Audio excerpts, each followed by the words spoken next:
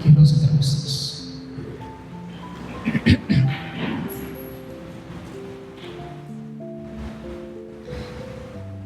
Nesse final de semana, na sociedade civil, nós iremos celebrar o Dia dos Pais.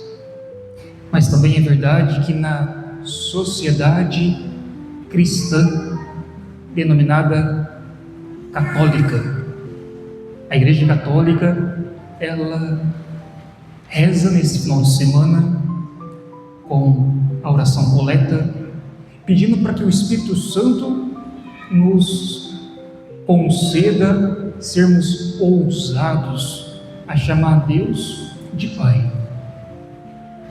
Então, a liturgia, ela nos proporciona a olharmos para esse texto, mas com o viés do que é ser pai. E é claro, aqui não é simplesmente uma responsabilidade paternal, mas para que exista uma realidade paternal, é necessário que haja uma compreensão filial. Aí entra todos nós. Nós precisamos compreender o que é um filho, ou seja, o que é um ser humano. E é isso que a liturgia, ela nos proporciona. É interessante, nós víamos duas pessoas caminharem sobre o mar, sobre a água, Jesus e também Pedro, São Pedro.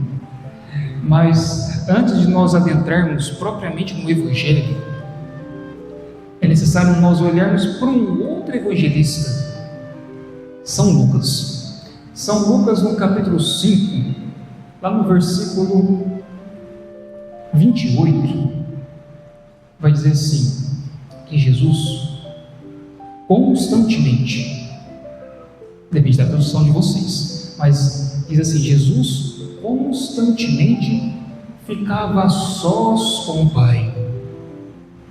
Porque compreendam, quando Jesus é Deus, mas quando Jesus estava no seio do Pai, ali havia uma relação, filho com o Pai, divino com o divino. Mas o divino, ele assumiu uma humanidade, ele não perdeu a divindade, mas ele assumiu uma humanidade, ele veio até nós, ele veio e padeceu dificuldades, dores, fome, frio, sede, aquilo que nós já sabemos. Então ele assumiu o ser humano, com exceção do pecado. Mas a relação Deus com o Filho, ela se tornou diferente. Ela existia, porque Jesus constantemente se retirava e ficava a sós. A pergunta, já logo no início, para você e para mim, é a seguinte: qual é o tempo que você se retira para estar com o Senhor? Isso é importante, isso é necessário. Vocês vão ver ao longo da homilia como que isso é necessário. Então, diz o texto que enquanto Jesus estava despedindo das multidões, os discípulos, os futuros apóstolos, eles foram à frente de Jesus e eles já estavam adentrando em alto mar, no mar de Galileia, ou Genezaré, ou Cafarnaum. Os três nomes competem ao mesmo mar. E naquele momento, então, diz que teve uma grande tempestade. Mas aqui existe um axioma. Axioma, o que é? É uma verdade de fé, uma verdade que não é contestada. E quem vai dizer esse axioma é Santo Afonso Maria de Ligório. Ele vai dizer assim: Deus é o médico, mas o próprio Deus também é o remédio. Então, Jesus sabia o que ia acontecer com os apóstolos, seus futuros apóstolos, mas Jesus não estava com eles no barco. Jesus via aquela situação, mas Jesus não estava com eles naquela situação. Pois bem, então, diz o texto que as ondas ficam revoltas, ficam agitadas. E Pedro então ele começa a dizer algo. Ele fala assim: Senhor, se fores tu, que eu vá caminhando. E aí ele caminha na água, mas chega um certo momento que ele afunda na água. Aí vem um versículo muito belo, que é o versículo 31, capítulo 14 de São Mateus, versículo 31. Jesus estendeu a mão. Estendeu a mão. Quantas vezes Jesus estende para nós a sua mão? Quando Jesus termina o Sermão da Montanha, nós sabemos que compete Mateus 5, 6, 7, são 3 capítulos que é o Sermão da Montanha. Quando Jesus termina o Sermão da Montanha, ele desce a montanha, e depois que ele desce a montanha, ele se depara com um trópico, e ali ele estende a mão. Mas também é verdade que quando Jesus, lá em São Mateus capítulo 12, Jesus está em Cafarnaum, a sua casa, na verdade a casa de Pedro. Jesus está ali e ele está conversando, Jesus está dialogando, e de repente chega uma pessoa, nós não sabemos quem é. Chega essa pessoa e fala: Senhor, a tua mãe e teus irmãos estão lá fora. Jesus estende a mão e diz: quem é minha mãe e quem são meus irmãos? São aqueles que fazem a vontade do meu Pai. Então percebam, Jesus estende a mão em 2 momentos, seja para esse trópico, para esse doente, seja para essa pessoa que nós não sabemos quem é, que pergunta quem é o pai, quem é a mãe, ou melhor, quem é a mãe, quem são os irmãos. E ali naquele momento então Pedro também está afundando, e Jesus estende a mão para Pedro. Então percebam que Pedro, ele não era uma pessoa que foi um recém-convertido. Nós não podemos dizer que Pedro não tinha fé. Pedro tinha fé, mas acontece que Pedro não era íntimo na fé. Ele estava muito uma fé epidérmica, muito rara, muito rasa. Então talvez nós não compreendemos que Deus estende a mão para nós, porque nós temos fé. Se nós não tínhamos vindo aqui na igreja, nós deixamos tudo, os nossos afazeres, para estar aqui. Então nós temos fé, nós somos batizados, e o batizado nos conferiu a fé. Mas acontece que essa fé, ela é verdadeira, mas é uma fé que ainda não é íntima.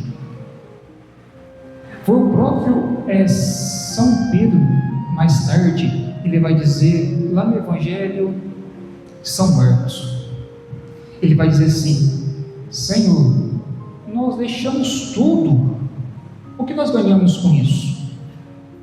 Então qual era a polêmica? A polêmica nem era polêmica, era só uma controvérsia.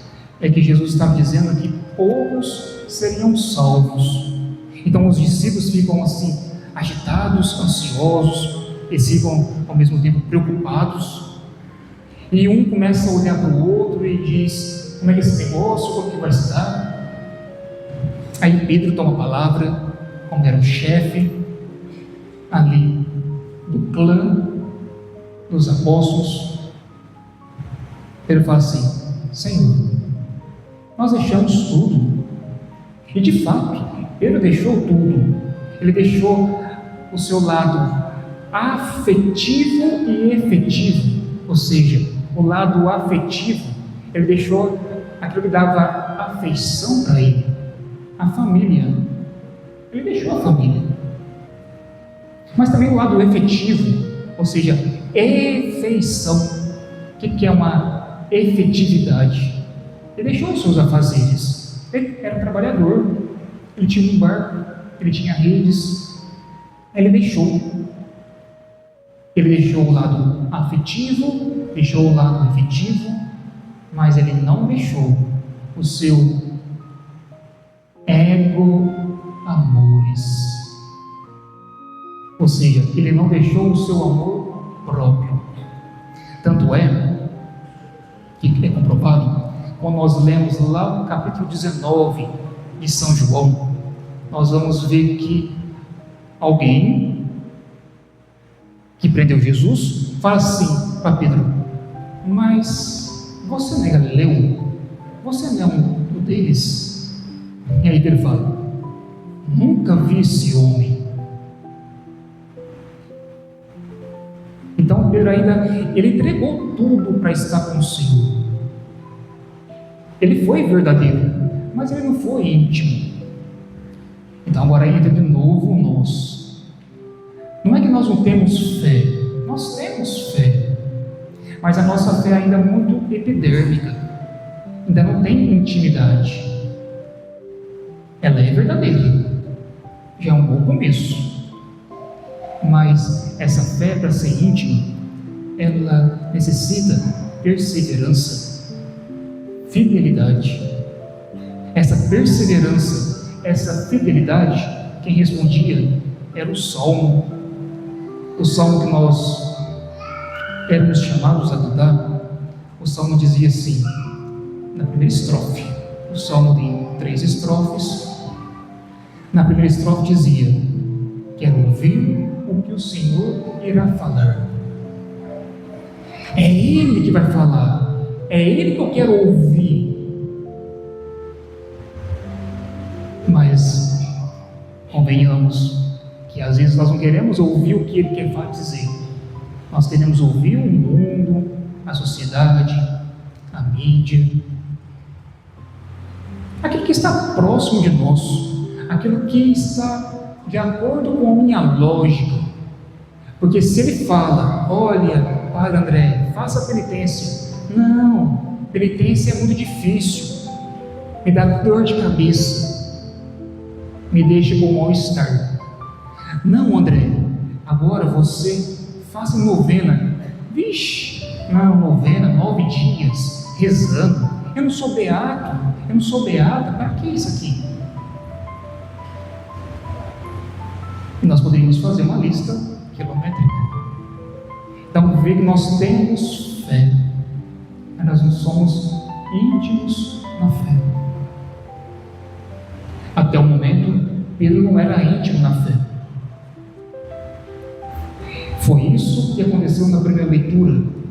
Em casa, depois, se vocês quiserem ler, primeiro livro dos Reis, capítulo 19 e 20. No capítulo 19 e 20, começa no 18. Mas o 18, 19 e 20 vai contar a história do profeta Elias. E Elias estava numa situação assim dificultuosa, uma situação que não era muito legal. Elias, o profeta Elias, ele estava esperando a morte. Elias, ele queria simplesmente estar fora do universo, ou seja, eu prefiro a morte e assim eu não sofro. Quantas pessoas dizem isso no confessionário, né? Então, Elias estava sem esperança. Aí lá pelas tantas, dizem o livro, que lá pelas tantas aparece um anjo do Senhor, com alguns pãezinhos e diga: levanta-te e come, porque o caminho é longo. Ele come aquele pãozinho, ele revigora as suas capacidades ou as suas faculdades físicas. Aí começa a leitura de hoje. Ao chegar a Horebe, é isso.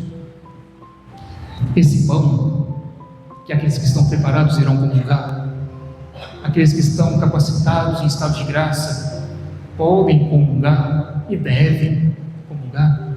É esse pão que me leva até o Horebe. O que é Horebe? Senão a casa de Deus. Então, para que eu tenha força na caminhada, eu preciso me alimentar do Senhor. Tadinho, Pedro, ele não alimentou do Senhor. Ah, Padre, mas Jesus não tinha morrido, não tinha ressuscitado. Sim, ele não tinha morrido, ainda não tinha Eucaristia, mas Pedro tinha Jesus ao pé do ouvido. Aí por isso que a leitura dizia que Elias foi para Horebe, foi para o Monte Horebe, e lá chegando, ele teve 3 provações. Primeiramente, ele teve um vento impetuoso. Depois teve terremoto, depois teve um fogo. Santo Agostinho, lendo aqui no texto, ele vai dizer assim: primeiramente, o ser humano tem um vento, o vento do orgulho, que não me deixa eu ser direcionado para Horebe, que me tira o foco. Mas não tem só o vento do orgulho, tem o furacão da consciência, que ora que é uma coisa, ora que é outra. Tipo, de manhã a minha preocupação é fazer caminhada, aí depois meu foco muda, aí eu vou tomar café da manhã, já não é mais a preocupação fazer caminhada, agora é comer o melhor possível. Aí meu foco já muda, eu vou para o trabalho, agora meu objetivo é o dinheiro, eu quero trabalhar para ganhar. Mas aí deu hora do almoço, aí meu foco mudou, não, agora eu quero almoçar o melhor banquete possível. É assim até na hora que vai dormir. Então, ora nós temos focos aqui, ora nós temos foco ali, ora nós temos um objetivo de cá, mas nós nunca temos aquela convicção. Ou seja, o terremoto aqui da consciência, como dizia Santa Teresa d'Ávila, a casa da louca não me deixa eu ter um objetivo, meta. Mas não é somente o vento do orgulho, não é somente o terremoto da consciência, mas tem o fogo da paixão, ou paixões, dos desejos concupiscíveis, dos desejos que pode ser até lícito, mas que tira Deus do centro. Aí por isso que São Paulo, na leitura dos Romanos, ele dizia: Cristo está acima de todos, acima do terremoto, acima do vento, acima do fogo. Cristo, nosso Senhor, está acima de tudo.